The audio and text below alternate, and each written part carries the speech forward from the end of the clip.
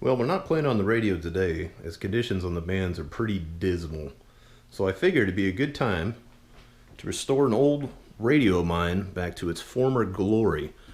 Inside this old top ramen box that I've been carting around for years is my old Kenwood TS-130SE. I had saved all my money up, and a local ham had this up for sale. So after checking it out, I went ahead and bought it. The thing I like about it the most, it's basic, it has a little digital display, and it was solid state. It's been a great little radio. However, I really don't use it all that much. In fact, I don't remember the last time I've used this. I think I keep it more just for nostalgia. I did pull it out recently, and I noticed it is having an issue. It has nothing to do with receive. All the functions, everything works fine. It's transmit. So here we go, it's fired up. Like I said, receive is great. The issue it has is transmitting. Like I said, all the functions work. Everything works fine. It's a transmitting issue where it doesn't want to give full power out, or it does and then it's sloshed down to almost nothing, which I'll show you here. Alright, we're hooked into a dummy load, and I'm going to send some CW. Pay attention to the needle here, and you'll see what I'm talking about.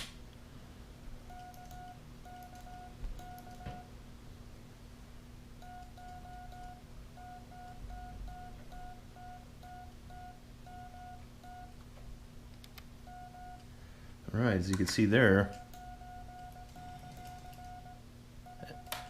absolutely nothing. Not a single readout.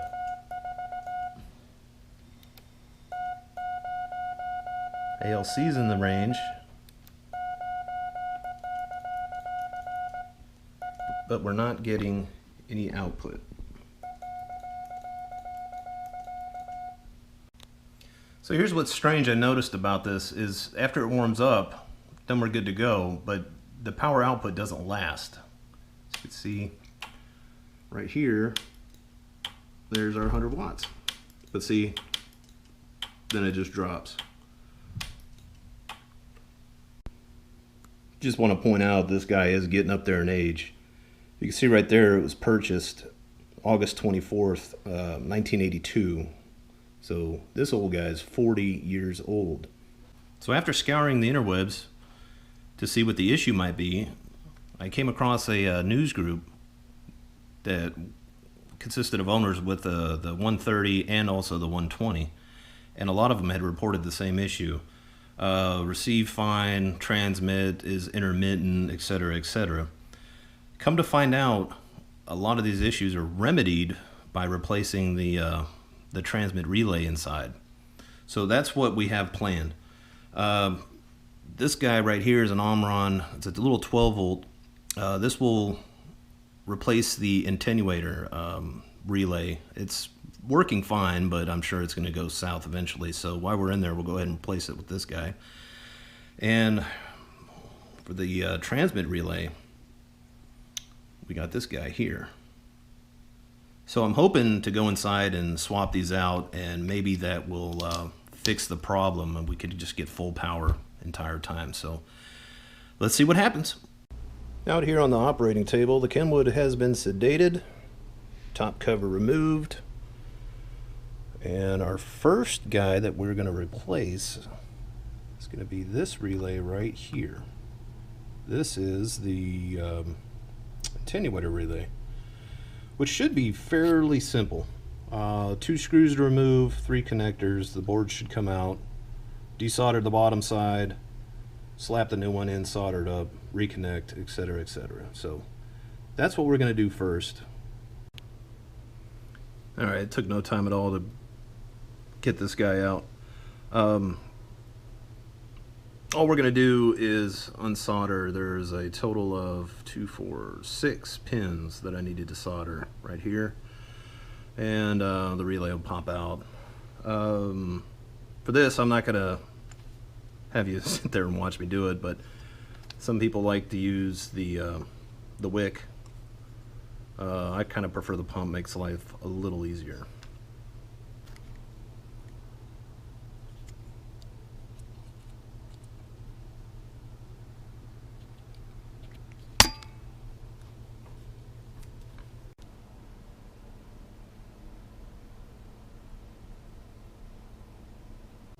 All right, here's the old 40-year-old Omron relay that we just removed.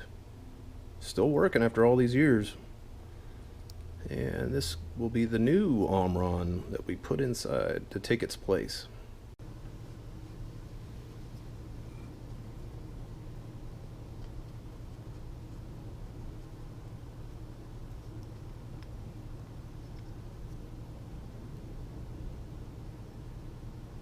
Perfect.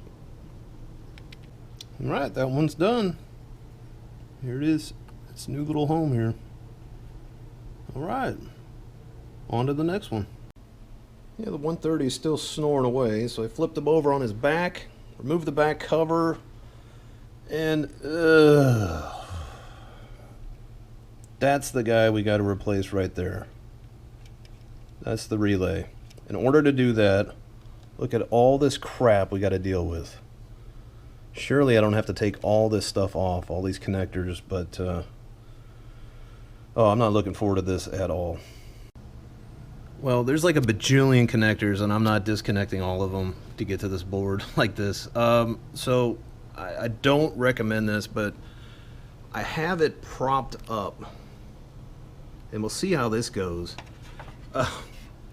There's 15 pins total I needed to solder under here.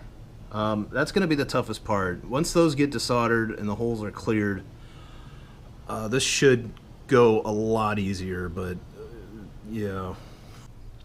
I'm on the tail end of it. Come on. Yes! Oh! I'm telling you right now, that was a pain in the ass. All right. Old relay. 15 pins. Ouch. This will be the new one. It's going to take its place, and as you can see right here, the pin out is exactly the same. So with the holes cleaned up, this will drop right in, solder it, and that's that. We're going to be done with this. Whew. Alright, I wanted to point out on this new relay I got, as you can see, it's a PCB board. It's got like 2 IC sockets, and 2 relays plug into that. I got this board, or actually this whole package here, from a guy named, well, not his name, but his site is K4EAA. And he sells a lot of parts for what he considers the hybrid version of Kenwood, which are the 520, the 530, the 820, 830, those brands. He has a lot of custom built parts he made that are hard to find for those particular rigs. So if you have one of those, you might want to give it a shot. Sadly, I found out he passed away, I think, a year ago, but his wife is continuing to run the shop.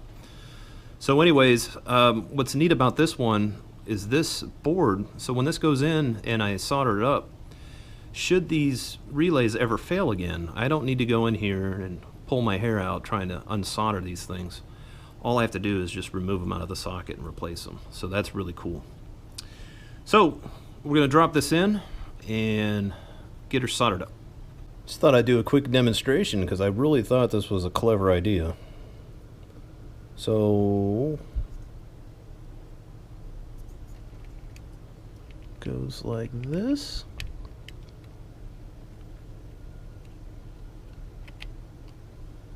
And then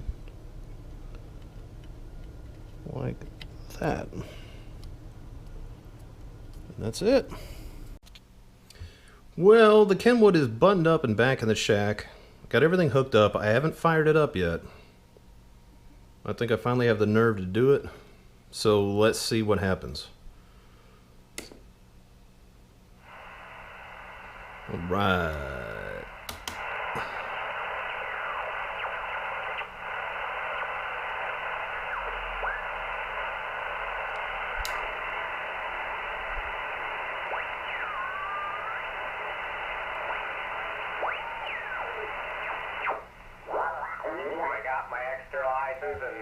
There we go. Alright, receive's still good. So, didn't break anything there. Alright, let's give it a whirl here down in CW. Let's put the dummy load on. And alright, here we go. This is hoping the relay works. Oh, it works! Let's kick up our ALC a little.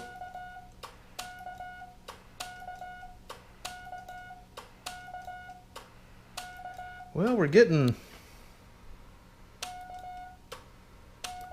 30 watts out. I guess that's better than 10. Well, it didn't fix the issue that I was hoping it would fix, but at least it's got 2 new relays, huh? So, don't ever have to worry about that again. Anyways, I guess it'll be something else I have to look for, but until then, this is going to go back in the ramen box for a while. But it's done. Fun little project. I was wishing I would have turned it on and transmit full 100 watts output, no problem. But what's weird is this will, once it warms up, it'll do full output. So I really don't understand this one. But anyways, it's got 2 new relays. What more can you ask? All right, that's it. See ya.